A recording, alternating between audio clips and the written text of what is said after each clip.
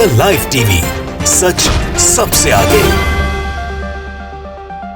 Hello, मेरा नाम राशिद ज़हीर है और आप देख रहे हैं द लाइव टीवी।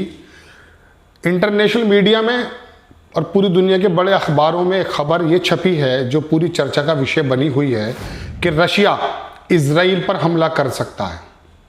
ये शब्द हमारे नहीं हैं, अखबारों में राष्ट्रपति पुतिन यानी कि जो रशिया के राष्ट्रपति हैं उनके शब्दों को इस तरह से छापा गया है कि यदि इजराइल और फ़लस्तीन का जंग ये बढ़कर के दूसरी सीमाओं में जाती है, जैसा कि सीरिया में या लेबनान में, तो हमें इजराइल पर हमला करना पड़ेगा।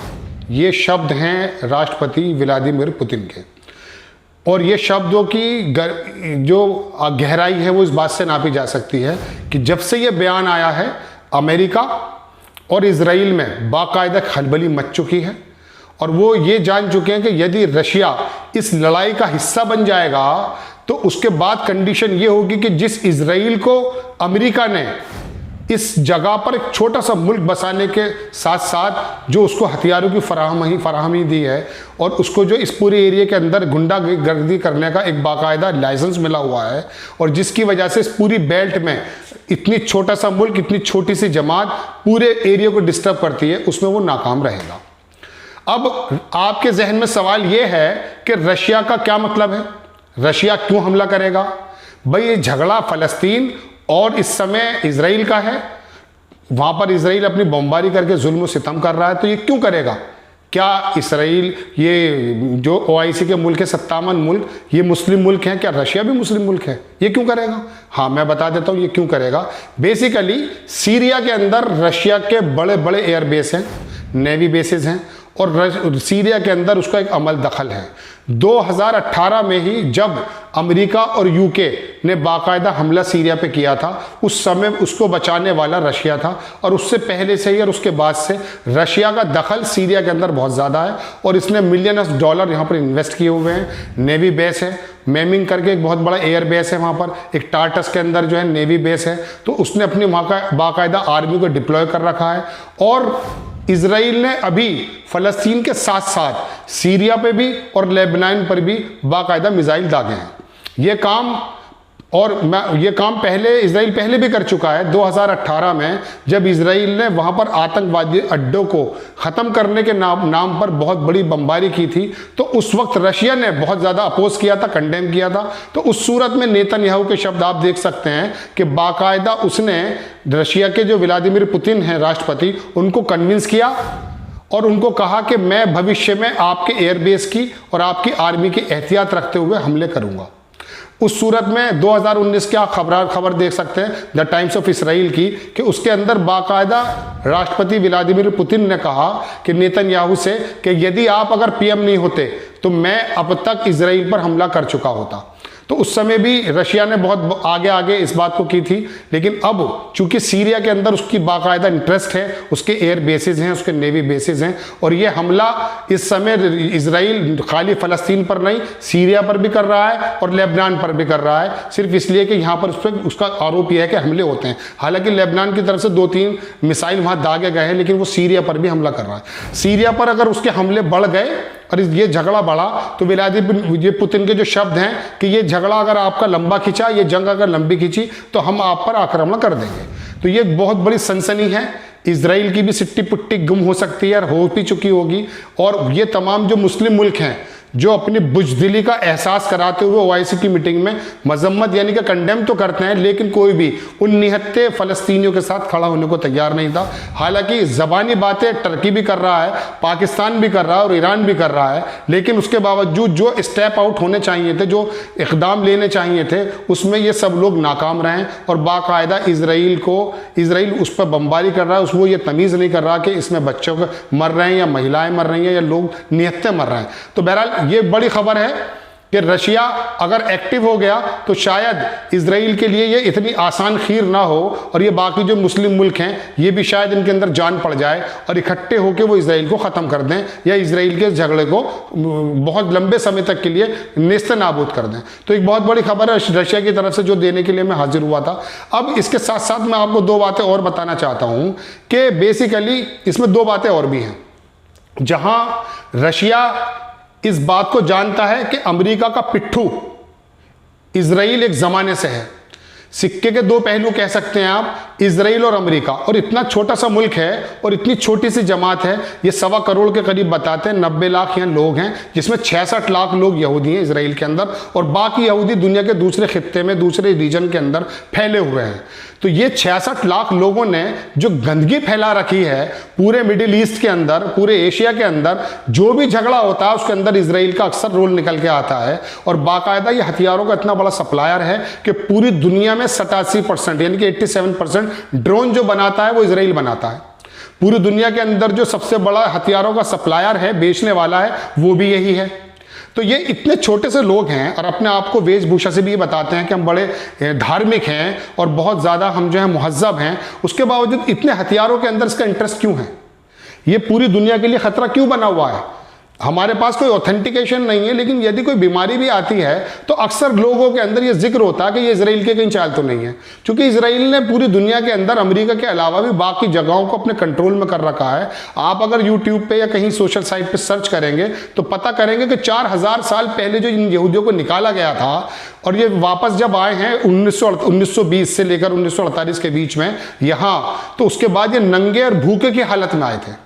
और उसके बाद धीरे धीरे इन्होंने क्या किया?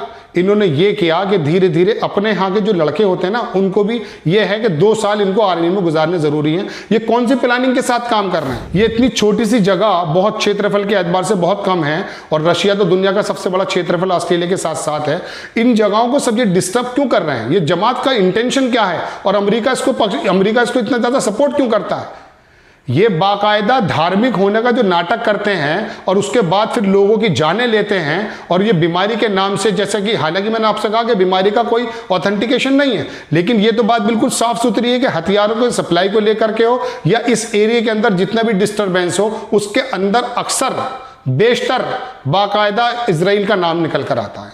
और कितनी जंगें लड़ चुका है ये हर बार निहत्ते लोगों को इतनी छोटी सी जगह में इसको बसाया गया। और उसके बाद आप देख सकते हैं नक्शे में कि धीरे धीरे धीरे धीरे फलस्तीन खत्म होता जा रहा है और ये इजराइल के लोग बढ़ते चले जा रहे हैं। और आने वाले वक्त में इनके क्या क्या इंटेंशंस हैं वो पूरी दुनिया जानती है, खास करके मुस्लिम जगत जानता है। वो किसी और वीलॉग में हम बात कर लेंगे, लेकिन बहरहाल मैं बात अपनी पे आता हूं कि रशिया की ये थ्रेट बाकायदा इसके लिए सिर दर्द बन चुकी होगी। और अगर रशिया ने इस पर अटैक कर दिया तो सारे मुस्लिम मुल्क, जैसा कि मैंने अभी कहा, ये पूरा रीजन जो है बाकायदा साथ खड़ा हो सकता है। इसमें एक बात तो है ये कि ये अमेरिका का पिट्ठू है, और रशिया और अमेरिका की दुश्मनी पूरी दुनिया जानती है कि यूएसएसआर जब टूटा था उसके पीछे कौन था। ये पूरी दुनिया जानती है कि तालिबान के जरिए बाकायदा अमेरिका ने किस तरह से रशिया को तोड़ने का काम किया था। दूसरी बात, ये टर्की के प्राइम मिनिस्टर जो हैं एर्दोगान, इन्होंने भी अभी फोन करके पुतिन से ही कहा कि मैं इजराइल को सबक सिखाना चाहता हूं। क्या वजह रही? तो इसमें कई सारी वजहें हो सकती हैं। सीरिया की एक वजह उसकी है, 2018 में भी रशिया की वजह थी, उसको एक अपनी सिक्योरिटी के एतबार से उसे खतरा बना हुआ है कि ये झगड़ा अगर चलता है, ये जंग अगर चलती है तो सिक्योरिटी के एतबार से उसको जो है ना थोड़ा बहुत हार्म हो सकता है, नुकसान हो सकता है। उसने ये बयान दिया है। लेकिन इसके पीछे 2 वजहें ये भी कि एर्दोगान का वो फोन जो उसने रशिया को माइल करने के लिए कहा कि मैं इसको सबक सिखाना चाहता हूं, और दूसरी बात, रशिया ये अच्छी तरह से जानता है कि इस पूरे रीजन के अंदर ये एक नुक्ते के बराबर जो आप देखते हैं ना, ये छोटी सी जगह जो देखते हैं इजराइल, ये बाकायदा अमेरिका का प्रतिनिधित्व करता है। और इस एरिया के अंदर अमेरिका की जो सरबराहियत है, अमेरिका का जो दखल है, वो इजराइल के माध्यम से ही है। तो ये दोनों बातें भी रशिया के जहन में हमेशा रहती हैं, रहेंगी। ये तो फिलहाल तो अभी एर्दोगान वाली बात है, लेकिन इसका ये मालूम है कि ये बाकायदा अमेरिका का पिट्ठू है। इस बिहाफ पर भी अगर रशिया एक्टिव रोल प्ले करने के लिए आगे बढ़ा तो बिल्कुल ऐसी सूरत निकल सकती है कि ये तमाम मुल्क और तमाम जो बेल्ट है इकट्ठे होकर के इसराइल पर हमला कर दें। लेकिन मैं पूरी दुनिया के लोगों से एक बात ये कहना चाहता हूँ कि इतनी सी छोटी सी जमात, इतनी सी छोटी सी जगह में ये रहते हैं और इनकी प्लानिंग्स पूरी दुनिया को लेकर के है। हथियारों की, जैसा कि मैंने आपसे बात कहा है, खरीदो फरोख्त जो होती है और बाकायदा इस एरिया के अंदर जो अपना एक्सपेंशन करते जा रहे हैं, इसकी वजह क्या है? भाई आप 1.25 करोड़ लोग हैं और आपने अपने यहाँ एक ये कानून बना रखा है कि हमारा हर एक लड़का 2 साल आर्मी में गुजारेगा। तो पूरी दुनिया में तो ऐसा कहीं नहीं होता। आप अपने लड़कों को, अपने नौजवानों को क्या बनाना चाहते हैं? हिटलर ने जब 6 लाख यहूदियों को बाकायदा बुरी तरह से मारा, हमने भी उसको कंडेम किया जब जब जिक्र आता है, और पूरी दुनिया उसको कंडेम करती है। लेकिन हिटलर के वो शब्द आज मेरे कानों में गूंज रहे हैं, और मेरे कानों से इन द सेंस मेरे जहन के अंदर गूंज रहे हैं कि उसने कहा कि मैं इन थोड़े से यहूदियों को सिर्फ इसलिए छोड़ रहा हूं ताकि दुनिया को यह पता चले कि ये कितनी बुरी कौम है। तो ये तो अभी तक की गतिविधियों से बिल्कुल साफ जाहिर हो रहा है कि कितनी बुरी कौम है और ये दुनिया के लिए क्या खतरा बन सकती है। अमेरिका के अंदर जो इसका दखल है 58%, मैं आपको बता दूं कि मईशत यानी कि इकोनॉमी में जो इनका दखल है वो 58% है। और अमेरिका के अंदर जमातें बहुत सारी हैं, तंजीमें बहुत सारी हैं यहूदियों की, लेकिन 2 ऑर्गेनाइजेशन ऐसी हैं जो बाकायदा इलेक्शंस के अंदर इतना पैसा खर्च करते हैं, और वहाँ के जो सीनेटर्स जिनको हम MP बोलते हैं हमारे हिंदुस्तान में, उनको पैसा देते टाइम ये बाकायदा ये मुआहदा करते हैं कि आप हमारे अनुरूप काम करेंगे। और इसकी बानगी अभी देखने को मिली है कि सीनेटर्स जो अमेरिका के हैं 43, उन लोगों ने बाकायदा जो बाइडेन को लिख कर दिया है कि इजराइल के पक्ष में आप काम करें। ये वही यहूदी जमात और इजराइल के एजेंट हैं जो उसी के पैसे से वहां जीतते हैं। ये बाकायदा, मैं नहीं कह रहा हूं, ये लिखित के अंदर है और ये बाकायदा पूरी दुनिया में सरगर्म है कि इसके कितने दखल है। और पूरी दुनिया के अंदर जो मईशत है, जो बड़ी बड़ी कंपनीज हैं, आप खुद पता करें, कंपनी का नाम मैं नहीं लूंगा, कि यहूदियों का कितना दखल है, कितने यहूदियों की कंपनी है। तो कहने का मतलब, एक बात मैं साथ साथ और जोड़ देता हूं इनके बारे में बताने के लिए कि ये छोटी सी जमात कैसी है। आपके यहाँ फोर्ड गाड़ियां चलती हैं, हेनरी फोर्ड इसका एक मालिक हुआ करता था 1920 और 22 में। उसने 2-3 साल कुछ कॉलम लिखे हैं, हालांकि वो ट्रक बनाने की उस जमाने में कंपनी थी, और उसने ही गरीब आदमियों को गाड़ी देने का सपना पहली बार देखा था। जैसा कि हमारे यहाँ टाटा ने नैनो के बारे में बात कही थी, ऐसे ही हेनरी जो फोर्ड है, इसने भी ये बात कही थी। इसने अपने मज़ामीन में, यानी कि अपने जो बातें लिखी हैं उसमें 1-2 बातें मैं आपको बताता चलूं और उसके बाद अपनी बात को खत्म करूंगा, कि उसने साफ कहा था कि ये यहूदी जमात, ये इजरायली की जो लोग हैं, ये यूज जो हैं, ये अमेरिका को एक दिन अपने इख्तिदार में कर लेंगे, अपने कंट्रोल में कर लेंगे, और अमेरिका इनकी बाकायदा छावनी बन जाएगा। ये शब्द है छावनी के जो मैं आपको बता रहा हूं। आज अमेरिका इनको इस तरह से इस्तेमाल करता है और छावनी बना हुआ है कि पूरी दुनिया के लिए और खास करके इस बेल्ट के लिए इजराइल, इतना छोटा सा मुल्क, इतनी छोटी सी जमात, पूरी तरह से खतरा बनी हुई है, और अमेरिका उसको तहफ़्फ़ुज़ देता है, हिफाजत देता है, और उसके शाना बशाना यानी कि कंधे से कंधा मिला के खड़ा होता है। तो पूरी दुनिया के हर इंसान को यहूदी जमात के बारे में, ज्यूज के बारे में जानने की जरूरत है कि आखिर इनकी इंटेंशन क्या है। हम तो जानते हैं इसकी इंटेंशन क्या है, किसी और व्लॉग में मैं डिटेल में बता दूंगा कि यहूदी जमात कहां से आई थी। 4000 साल पहले इस जगह से इनको निकाला गया था, तब तो इस्लाम भी मौजूद नहीं था, मुसलमान भी मौजूद नहीं थे। तो अब आपने इस्लाम के मानने वालों को मारा। 4000 साल पहले की गलती को आज के मुसलमान और आज के इस्लाम से लेंगे आप।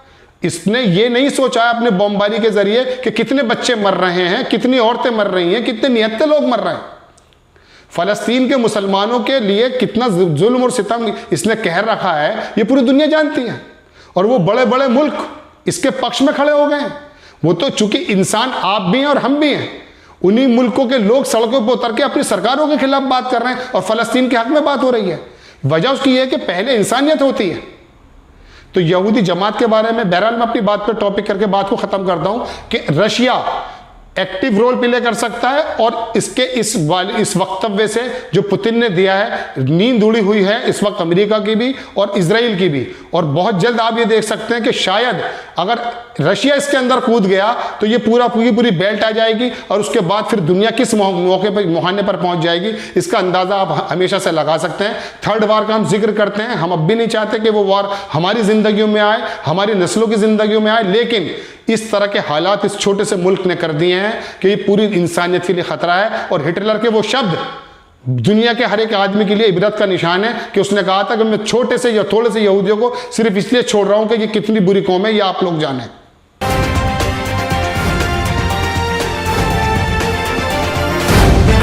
द लाइव टीवी, सच सबसे आगे।